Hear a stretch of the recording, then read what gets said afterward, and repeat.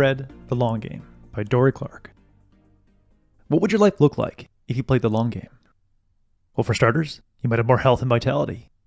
If you had a vision of playing with your great-grandchildren at age 100 and let that vision drive your decisions, you'd pass on fast food meals, prioritize exercise each day, and stick to a nighttime routine to get adequate sleep each day.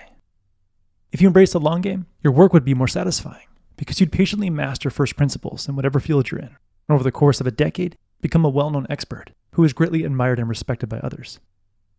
If you embrace the long game, you'd make more money because instead of pushing customers to make a sale, you'd focus on providing a great service and building great relationships that will result in repeat sales and countless referrals. And if you embrace the long game, you'd be less stressed because when your portfolio goes down on any given day or week, you can zoom out and have confidence that your investments will go up 10 years from now. Having the patience and perseverance to play the long game and experience the health, job satisfaction, wealth, and calm that come with playing the long game, you need to adopt two life philosophies: optimize for interesting and think in waves. First, optimize for interesting. When given a choice, choose the more interesting path, because the more interested you are in a journey, the more likely you are to stay the course and see annoying problems as rewarding intellectual challenges. A lawyer in the book enjoyed a long, fulfilling career as an in-house lawyer at Etsy because as a part-time jeweler who sold some necklaces and earrings on Etsy, she could relate to the artists she was serving and was eager to fight for their rights every day. When you create a product to solve a problem you're struggling with, you have a vested interest in building, testing, and innovating a product until it succeeds. If you build a product or service in a market you've spent a large portion of your discretionary income in, you'll deeply understand your customers' needs and know what it takes to satisfy those needs.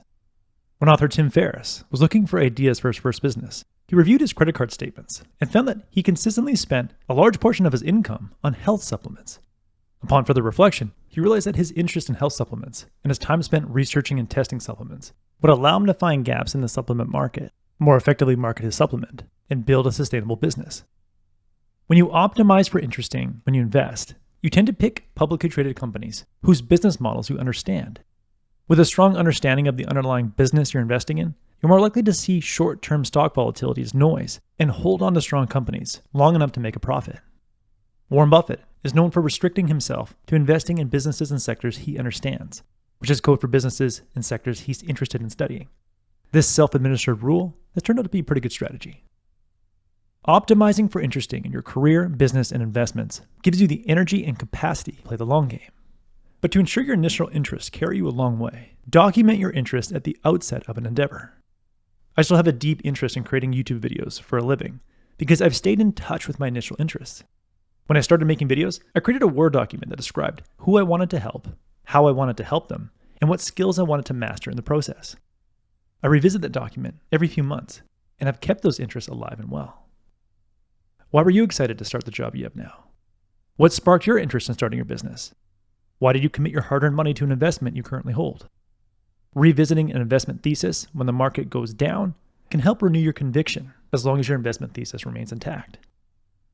By capturing the origin of your interests, you're able to see if your interests are durable, and you get to revisit those interests when you get frustrated or bored, which increases your chance of staying the course.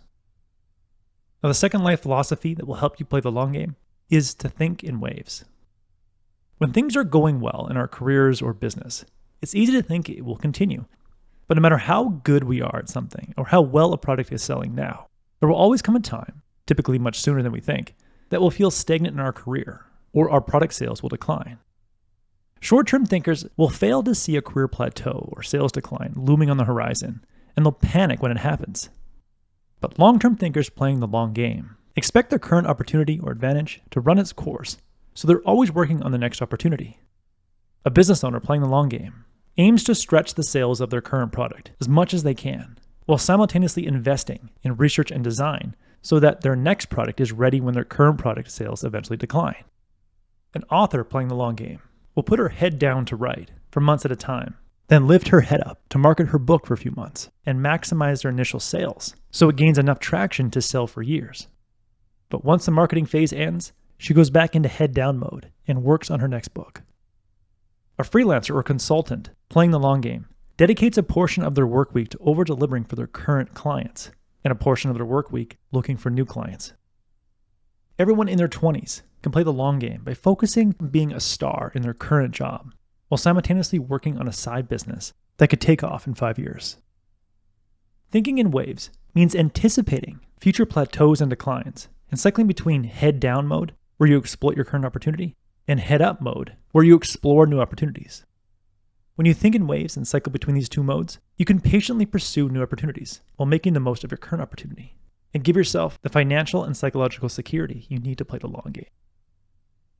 In the end, if you want to enjoy more health, job satisfaction, wealth, and calm, you need to play the long game.